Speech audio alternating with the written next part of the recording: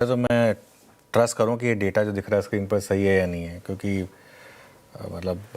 सही है ना डेटा एकदम जो हम देख रहे हैं स्क्रीन पर, है ना? हाँ ठीक है, चलो। तो देखिए आज की क्लोजिंग पर काफ़ी कुछ डिपेंड करेगा श्रेया, है ना?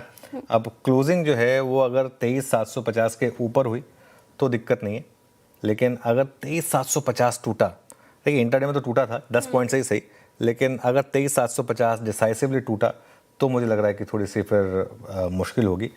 देखिए मार्केट में ना एक स्टेज आती है जिसमें अब हम लगातार 4 दिन हो गए हमारा सिर्फ बाय का नज़रिया रहा है, बाय ट्रेड ने काम भी किया है, आज भी एक बार तो बाय ट्रेड ने काम किया है, उसके बाद नहीं चली वो, ठीक है, सेकंड लेवल पे वो नहीं चली।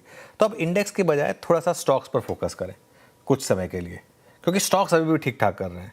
इंडेक्स पर देखिए आवाज़ के दर्शकों ने दोनों तरफ पैसा कमाया है। पहले आज मैं एक अभी इवेंट में गया था, वहाँ पे मुझे मतलब सच बताऊँ तो बहुत लोगों ने एक कोई बहुत बड़ा मार्केट की गैदरिंग थी, यही बात हो रही थी कि CNBC आवाज़ पर सबसे पहले आगाह किया गया था कि बड़ी गिरावट आ रही है, तो लोगों ने पैसा बचाया था।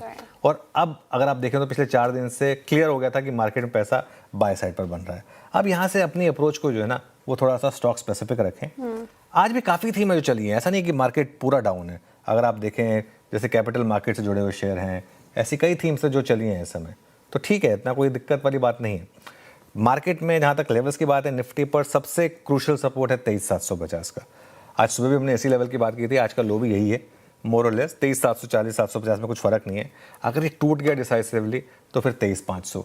लेकिन एक चीज़ है, आज मार्केट ने टेक्निकली लोअर लो और लोअर हाई बनाया है। कल के हाई से नीचे हाई, भले ही 5-6 पॉइंट से सही, और कल के लो से तो मच लोअर लो है। तो इसके लिए अगला सपोर्ट फिर 23,500 पर रहेगा। और रेजिस्टेंस अब हमारी क्लियर हो गई है, पिछले 2 दिनों से हम 24,000 पे जा रहे हैं और उसको क्रॉस नहीं कर पा रहे हैं, तो 24,000 अब आपकी रेजिस्टेंस हो गई।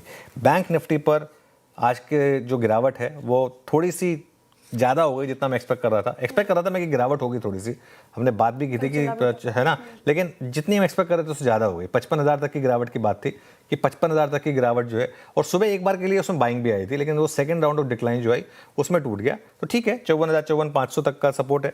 अगर 54,000 टूटा तो फिर गिरावट का रिस्क रहेगा, और रेजिस्टेंस रहेगी यहाँ पर करीब करीब 55,500 से करीब करीब 56,000 के करीब।